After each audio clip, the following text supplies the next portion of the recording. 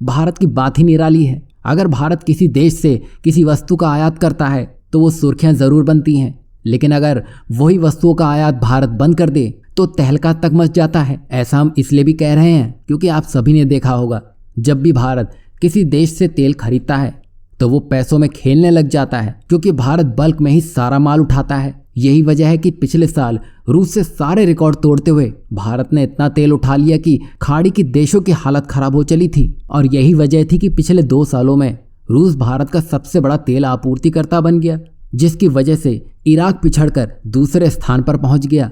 बता दें, इराक की बात हो ही रही है तो 2017 से 2022 तक इराक भारत का सबसे बड़ा तेल आपूर्तिकर्ता था। लेकिन जैसे कि यूक्रेन रूस का युद्ध शुरू हुआ, जिसने सारे नंबर्स को बदल कर ही रख दिया, जहां इराक पिछड़ता चला गया। लेकिन इराक अब इसको और नहीं झेलने वाला था। वो अपना खोया हुआ मार्केट शेयर फिर से पाना चाहता था और इसलिए उसने भारत में एक विशेष ट्रेडिंग अकाउंट यानी कि वेस्टर्न अकाउंट खोल दिया।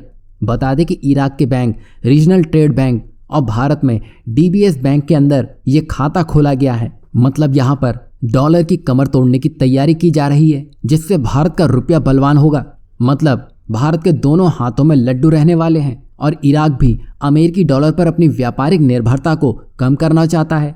तभी उसने भारत के साथ मिलकर एक बड़े खेल की शुरुआत कर दी है। और भारत में ट्रेडिंग अकाउंट काम कैसे करेगा, तो जहां भारत के आयातक हैं वो इस बैंक में अपनी पेमेंट रुपए में कर देंगे, तो जो पेमेंट इस बैंक में जाएगी वो एक तरह से इराक की पेमेंट मानी जाएगी।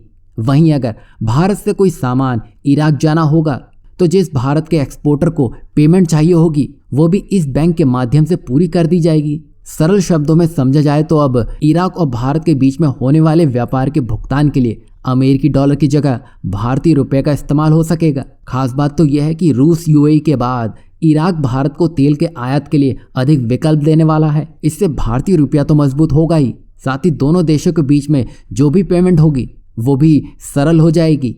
इससे फिर दोनों देशों के बीच में व्यापार भी बढ़ेगा। देखा जाए तो अब वो देश जो भारत को पहले अपनी शर्तों पर नचाने में लगे थे, वो अब खुद भारत की शर्त मानने को मजबूर हो चले हैं। एक तरह से देखा जाए तो इराक भारत को लालच देने में लगा है और भारत को भी सिर्फ सस्ते तेल और रुपए से ही मतलब है, फिर देश कोई भी हो। जब भारत वेनेजुएला तक तेल लेने पहुंच गया तो इराक तो फिर भी पास है, जो समय और पैसा दोनों बचाने वाला है।